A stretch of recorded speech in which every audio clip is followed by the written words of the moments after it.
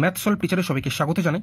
বিভিন্ন সরকারি চাকরির পরীক্ষায় ত্রিকোণমিতির অঙ্ক আসে, বিশেষ করে যারা মাধ্যমিক পরীক্ষার্থী তাদের জন্য এই ফর্মুলাগুলি মুখস্থ রাখা খুব দরকার, কারণ এই ফর্মুলাগুলি মুখস্থ না রাখতে পারলে ত্রিকোণমিতির অঙ্কগুলি করা সম্ভব হয় না। তো সেক্ষেত্রে এই ফর্মুলাগুলি কীভাবে খুব সহজে মুখস্থ করা যায় সেটাই আজকে আমি বোঝাবো। ঠিক আছে, তো শুরু করলাম। তো এটা তোমরা মনে রাখবে, এটা একটা সমকোণী ত্রিভুজ যার কোণ বি হচ্ছে 90 ডিগ্রি। এটাকে থিটা ধরে নিলাম, তার মানে এটা হয়ে যাবে 90 ডিগ্রি মাইনাস থিটা। তো যেখানটা 90 ডিগ্রি হবে, কোনখানটা 90 ডিগ্রি আমি বলেছি, কোণ বি, এই জায়গাটা সবসময় 90 ডিগ্রি হয়। তো যেখানটা 90 ডিগ্রি তার এই নিচের পোর্শনটা অর্থাৎ বিসি হয়ে যাবে ভূমি, এবং এটা হয়ে যাবে লম্ব, মানে এবি হয়ে যাবে লম্ব, আর এসি হয়ে যাচ্ছে অতিভুজ, বাকি যেটা সেটা হচ্ছে অতিভুজ।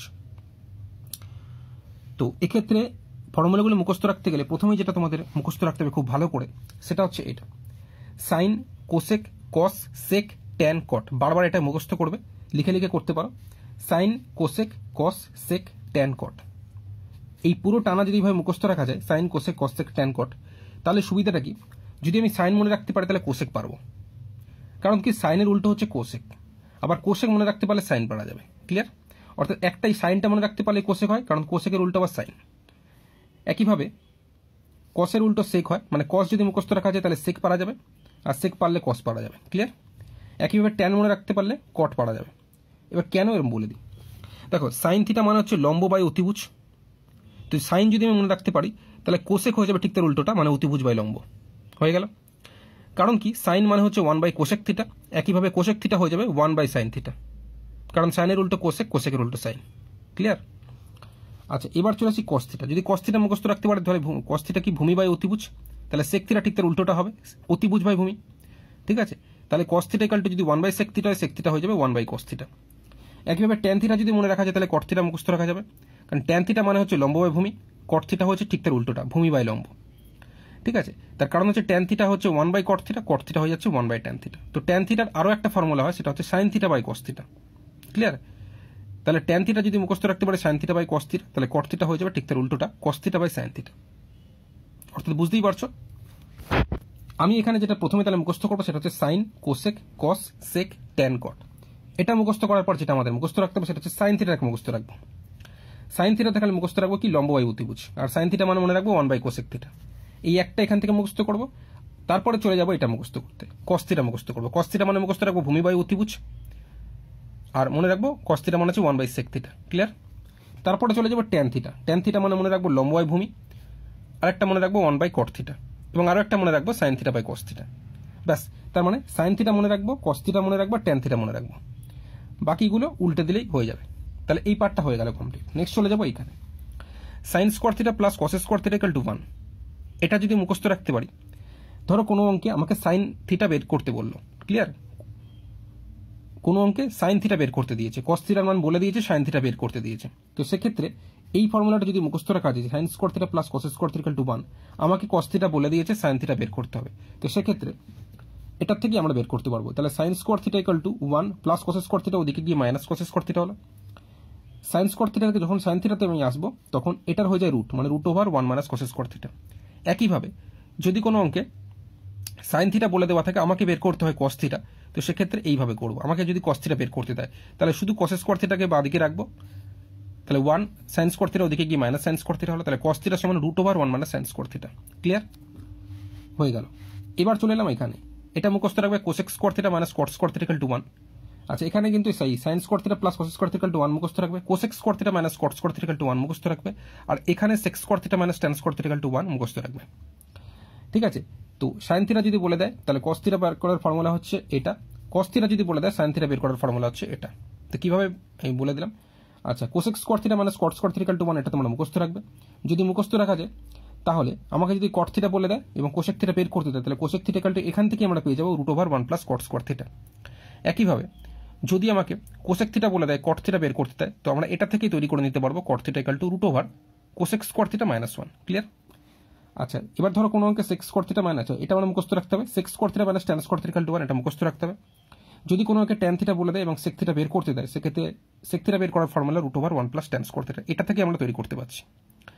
আর যদি সেক থিটা বলে দেয় এবং ট্যান থিটা বের করতে দেয়, সেক্ষেত্রে ট্যান থিটা বের করার ফর্মুলা এটা থেকেই তৈরি করে নিতে পারবে root over sec square theta minus 1। Clear? তাহলে এই পেজে আমরা কি কি শিখলাম সেটা আরেকবার রিপিট করছি। এই পেজে যেটা আমরা শিখতে পেলাম সেটা হচ্ছে সাইন, কোসেক, কস, সেক, ট্যান, কট। সাইন মুখস্থ রাখলে কোসেক পারা যাবে, কস মুখস্থ রাখলে সেক পারা যাবে, ট্যান মুখস্থ রাখলে কট পারা যাবে। তো এখানে তিনটে মুখস্থ রাখবো আমরা, সাইন, কস আর ট্যান। ক্লিয়ার? এখানে যেটা মুখস্থ রাখবো সেটা হচ্ছে sine square theta plus cos square theta equal to 1। এখান থেকে যেটা মুখস্থ রাখবো cosec square theta minus cot square theta equal to 1। আর এখান থেকে মুখস্থ রাখবো sec square theta minus tan square theta equal to 1। তো এই তিনটে এখান থেকে মুখস্থ রাখা যায়, যেটা বের করতে দেবে সেই অনুযায়ী আমরা বাকিটা বের করবো। ক্লিয়ার? আচ্ছা, এবার চলে এলাম পূরক কোণের ত্রিকোণমিতিক অনুপাতের যে অঙ্ক, মানে যে ফর্মুলাগুলো আর কি। এখানেও তাই, এই সাইন 10 নম্বর, 12 নম্বর আর 14 নম্বর এই তিনটে মুখস্থ রাখলে 11 নম্বর, 13 নম্বর আর 15 নম্বর অটোমেটিক মুখস্থ হয়ে যাবে। ক্লিয়ার? কারণ কি, sine of 90 degree minus theta মানে আছে কস থিটা। তো এটা যদি ভালো করে মুখস্থ রাখা যায় তাহলে cos of 90 degree minus theta মানে আমি লিখতে পারবো সাইন থিটা। ক্লিয়ার? একইভাবে cosec of 90 degree minus theta মানে সেক থিটা, এটা যদি মুখস্থ রাখতে পারে তাহলে sake of 90 degree minus theta মানে কোসেক থিটা। ক্লিয়ার? আবার tan of 90 degree minus theta মানে যদি আমি কট থিটা মুখস্থ রাখতে পারি তাহলে কট অফ 90 ডিগ্রি মাইনাস থিটা মানে আমি ট্যান থিটা লিখতে পারবো। ক্লিয়ার? তো এই পার্টটা হয়ে গেল। আচ্ছা, এবার চলে আসছি এখানে 45 ডিগ্রির মান। 45 ডিগ্রিকে আমরা পাই বাই 4ও লিখতে পারি, কারণ পাই মানে হচ্ছে 180 ডিগ্রি, 180কে 4 দিয়ে কাটলে 45 ডিগ্রি হয়। ক্লিয়ার? তো 45 ডিগ্রিকে আমরা পাই বাই 4ও বলতে পারি। তো সাইন 45 ডিগ্রি এখানে যেটা মুখস্থ রাখতে হবে, আমি কি বলেছিলাম প্রথমে, এখানে বলেছিলাম যে সাইন, কোসেক, কস, সেক, ট্যান, কট, এটা পুরোপুরি মুখস্থ রাখতে হবে। তো সেই অনুযায়ী কিন্তু আমি এখানে পরপর লিখেছি সাইন, কোসেক, কস, সেক, ট্যান, কট, এবং এটা 45 ডিগ্রিতে বলেছে তাই প্রত্যেকটা 45 ডিগ্রিতে লিখেছি। তো সাইন 45 ডিগ্রির মান এখানে মুখস্থ রাখবে, কস 45 ডিগ্রির মানটা মুখস্থ রাখবে, আর ট্যান 45 ডিগ্রির মানটা মুখস্থ রাখবে। এই তিনটে মান, বাকিটা উল্টে দিলেই হয়ে যাবে। ঠিক আছে? সাইন 45 ডিগ্রির মানটা মুখস্থ রাখবে 1/√2, কস 45 ডিগ্রি মুখস্থ রাখবে 1/√2, আর ট্যান 45 ডিগ্রির মানটা মুখস্থ রাখবে 1। এই তিনটা মুখস্থ রাখলে কোসেক 45 ডিগ্রি, সেক 45 ডিগ্রি এবং কট 45 ডিগ্রি অটোমেটিক মুখস্থ হয়ে যাবে। কেন একটু বলে দিই আরেকবার। সাইন 45 ডিগ্রি হচ্ছে 1/√2, কোসেক 45 ডিগ্রি হয়ে যাবে ঠিক তার উল্টোটা, অর্থাৎ 1/√2 উল্টো কে √2/1, তো 1টা আমি লিখিনি, লেখার কোনো প্রয়োজন নেই। একইভাবে কস 45 ডিগ্রি 1/√2 মুখস্থ রাখতে হবে, তাহলে সেক 45 ডিগ্রি √2/1। ঠিক আছে? তো 1টা লিখে রাখার দরকার নেই। ট্যান 45 ডিগ্রি 1, কট 45 ডিগ্রি ঠিক তার উল্টোটা, তো একের উল্টো তো একই হয়। এখানে একটা সুবিধা কি, সাইন 45 ডিগ্রির যে মানটা সেটাই হয়ে যাচ্ছে কস 45 ডিগ্রির মান। ঠিক আছে? তো সেখানে যে কোসেক আর সেককে উল্টো করে দিলেই হয়ে যাচ্ছে। আর ট্যান 45 ডিগ্রিটা খালি মুখস্থ করছে 1, মুখস্থ করতে হবে। ক্লিয়ার? তো এটা হয়ে গেল 45 ডিগ্রি। এবার চলে এলাম হচ্ছে 60 ডিগ্রি। 60 ডিগ্রি হচ্ছে, 60 ডিগ্রিকে আমরা পাই বাই 3তে লিখতে পারি, কারণ পাই মানে হচ্ছে 180, 180কে 3 দিয়ে কাটলে 60 হয়। ক্লিয়ার? তো এখানেও তাই সাইন, কোসেক, কস, সেক, ট্যান, কট, এটা প্রথমে লিখে নেবো আমি। তো প্রত্যেকটা 60 ডিগ্রি আছে তাই 60 ডিগ্রি লিখেছি। তো সাইন 60 ডিগ্রির মানে এখানে মুখস্থ রাখবো। এখানে 60 ডিগ্রির সঙ্গে 30 ডিগ্রি, মানে 60 ডিগ্রি যদি আমি সঠিকভাবে মুখস্থ করতে পারি 30 ডিগ্রিটা অটোমেটিক মুখস্থ হয়ে যাবে, এই সুবিধাটা কিন্তু এখানে থাকবে। আচ্ছা, 30 ডিগ্রি মানে সেটাকে আমরা পাই বাই 6 লিখতে পারি, কারণ 180 মানে হচ্ছে এই পাই মানে 180, 180কে 6 দিয়ে কাটলে 30 হয়। তো একটু দেখাই যে 60 ডিগ্রি মুখস্থ রাখলে কিভাবে 30 ডিগ্রি মুখস্থ হয়ে যাবে একই সাথে, দেখে নাও। দেখো, সাইন 60 ডিগ্রি মানে √3/2। এখান থেকে কি কি মুখস্থ রাখতে, তিনটে জিনিস আমি বারবার বলেছি মুখস্থ রাখতে, একটা কি সাইন 60 ডিগ্রি, একটা কস 60 ডিগ্রি, একটা ট্যান 60 ডিগ্রি। এই তিনটে মুখস্থ রাখলে তো 60 ডিগ্রি মুখস্থ হয়ে যাচ্ছে, বাট এটা মুখস্থ রাখতে পারলে 30 ডিগ্রি মুখস্থ হয়ে যাবে। কিভাবে দেখো, সাইন 60 ডিগ্রি মুখস্থ রাখবো কি, √3/2 আছে, কস 60 ডিগ্রি মুখস্থ রাখবো কি আছে, 1/2 আছে, আর ট্যান 60 ডিগ্রি মুখস্থ রাখবো কি, √3 আছে। ঠিক আছে? তো সাইন 60 ডিগ্রি যদি মুখস্থ করতে পারি তাহলে কোসেক 60 ডিগ্রি ঠিক তার উল্টোটা 2/√3।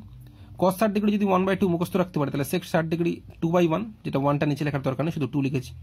ট্যান 60 ডিগ্রি যদি মুখস্থ রাখতে পারি √3, তাহলে কট 60 ডিগ্রি কি হবে, √3 উল্টো 1/√3 হবে। ক্লিয়ার? এবার এটা তো হয়ে গেল 60 ডিগ্রি মুখস্থ হয়ে গেল। 30 ডিগ্রিটা তাহলে কিভাবে 60 ডিগ্রি থেকে মুখস্থ হয়ে যাচ্ছে দেখেন। দেখো, সাইন 60 ডিগ্রির যে মানটা আমরা যদি মুখস্থ রাখতে পারি, এটা সাইন 60 ডিগ্রির মান কত, √3/2, এটা কিন্তু কস 30তে রয়েছে √3/2। সাইন 60 ডিগ্রির যে মানটা √3/2 সেটাই কস 30 ডিগ্রিতে রয়েছে √3/2। আবার কস 60 ডিগ্রিতে যে মানটা 1/2 আছে সেটাকে দেখো সাইন 30 ডিগ্রিতে রয়েছে 1/2। ঠিক আছে? তো মুখস্থ হয়ে গেল, কারণ সাইন হয়ে গেল আর কস জেনে গেলাম, মানে কোসেক আর সেক তো এটা উল্টো করে দিলেই হয়ে যাচ্ছে, কারণ সাইন 30 ডিগ্রি যদি 1/2 হয়, কোসেক 30 ডিগ্রি ঠিক তার উল্টোটা 2/1। একইভাবে এখানে কস 30 ডিগ্রি যদি √3/2 হয়, সেক 30 ডিগ্রি উল্টোটা 2/√3 হয়। আর এখানে ট্যান 60 ডিগ্রি মুখস্থ করতে হবে √3, যেটা আমরা 60 ডিগ্রিতে দেখেছিলাম। এইখানে একটু মনে রাখতে হবে ট্যান 30 ডিগ্রিটা 60 ডিগ্রি যদি √3 হয়, ট্যান 30 ডিগ্রি হবে 1/√3। ঠিক আছে? বাকিটা তো এর 1/√3 উল্টো করে দিলে √3 হয়ে যাবে। একইভাবে 0 ডিগ্রিটাও তাই, আর 90 ডিগ্রিটাতে 90 ডিগ্রিকে আমরা পাই/2 আকারে লিখতে পারি। ঠিক আছে? তো এখানে একটা সুবিধা কি, সাইন 0 ডিগ্রি যদি মুখস্থ রাখতে পারি 0, সাইন 90 ডিগ্রিটা হবে 1। ঠিক আছে। সাইন 0 যদি 0 হয় সাইন 90 হচ্ছে 1, এইভাবে মনে রাখবে। একইভাবে cos 0 যদি 1 হয় cos 90 হচ্ছে 0, মানে এর যখন 0-তে 90 হচ্ছে তখন 90-তে এর হচ্ছে 1, আবার এর যখন cos 0-তে 1 হচ্ছে তখন cos 90-তে এর হচ্ছে 0। বাকিটা উল্টো করে দিলে হয়ে যাবে। এখানে অসংখ্যাত মানে এই কারণে বলা হয়েছে, তোমরা ক্যালকুলেটর মেরে দেখবে 0-র উল্টো করলে, অর্থাৎ 1/0 নিচে কিছু মানে 1 আছে, তো 1 যখন 0 করবো দেখবে ইনফিনিটিভ দেখে, মানে অসংখ্যাত। ঠিক আছে, তো সেই কারণে এরকম অসংখ্যাত করেছে। তো যাই হোক, নিয়মটা একই। আশা করি ফর্মুলাগুলি বুঝতে কারোর কোনো রকম অসুবিধা হয়নি, হয়তো এবার সকলেই ভালো করে মুখস্থ করতে পারবে। ঠিক আছে, তো ভিডিওটি ভালো লেগে থাকলে অবশ্যই ভিডিওটি লাইক করবে এবং প্রচুর পরিমাণে শেয়ার করবে, যাতে অন্যরা উপকৃত হতে পারে। দেখা হবে পরের ভিডিওতে। ধন্যবাদ।